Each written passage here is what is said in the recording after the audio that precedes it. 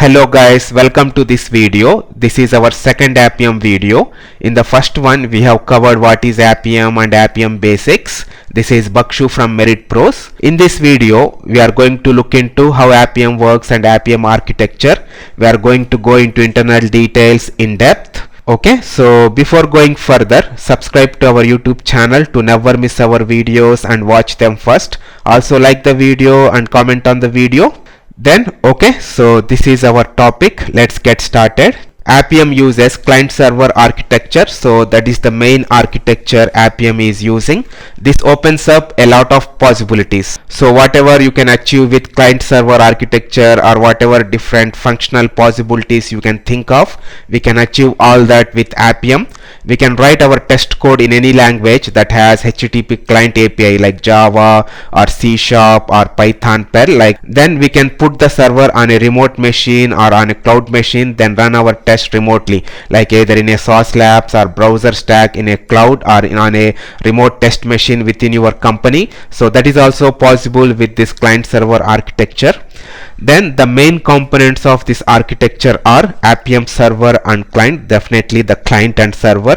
Then we have like session and desired capabilities. So all these automation activities, so that happens in a session with desired capabilities. Using desired capabilities you can specify session configuration and behavior. So here we have Appium server, the main server, then Appium client which sends the request, then the session where the automation activities happen, the desired capabilities, the session configuration and behavior. So let's go into details. So with this picture you are going to get a very clear idea.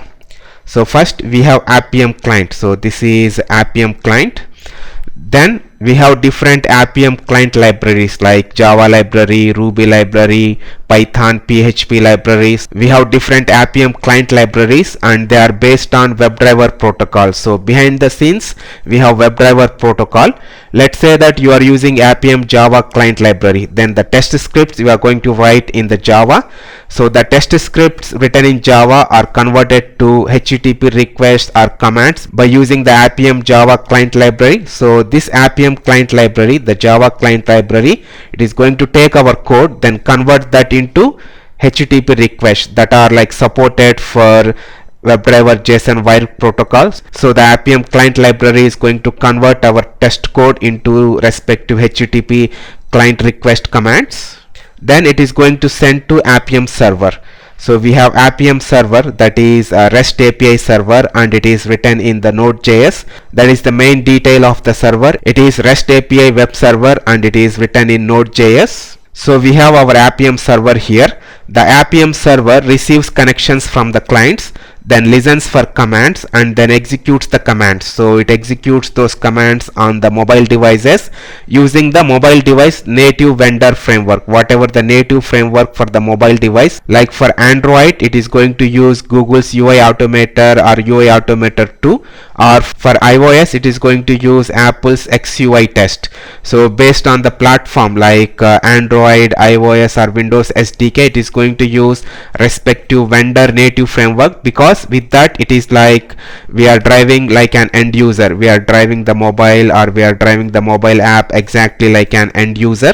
So the Appium server receives the commands from the clients, executes them using the vendor native framework, and then returns the results. It is going to give back the results. It is going to give back the results using HTTP response. In the same way we are going to get back the results. So that's how Appium client and Appium server architecture is going to work. So we have one thing missing here, that is a session and desired capabilities. So all these things happens in an automation session. So whatever this, like opening the connection and then executing the commands, then getting back the results. So all these things, this is going to happen in a automation session with desired capabilities. We are going to look into desired capabilities soon in depth. Then going further, okay, I have a question for you. Which Appium client library are you going to use? So let's see which language you are going to belong to. So mention in the comment section. Then let's go in depth about desired capabilities. Desired capabilities are a set of key value pairs. So we have like key value pairs sent to Appium server to tell the server what kind of automation session we want to start, like this is the session we want to start, like that. Then along with that we can also specify session configuration and behavior, like we can specify this is the app, or this is the platform, this is the device name, or we can specify like enable JavaScript or enable browser pop-ups. So we can specify session configuration and session behavior using desired capabilities.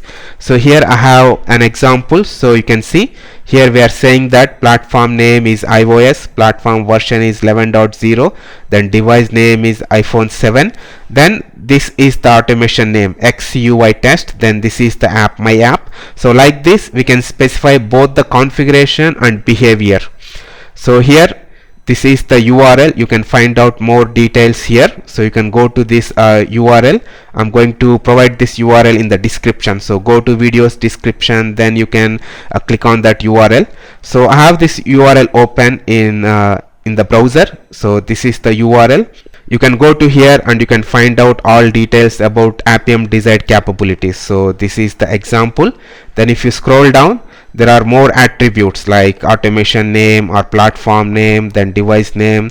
Then if you scroll down, you can find lot of configuration variables and behavior variables like language, local, or like there are so many things. So let's go back to the presentation. Okay, so subscribe to our YouTube channel. Then if you have any questions related to Appium architecture or Appium in general, mention in the comment section. Definitely we are going to help you. Thank you for watching this video, team. See you in the next one.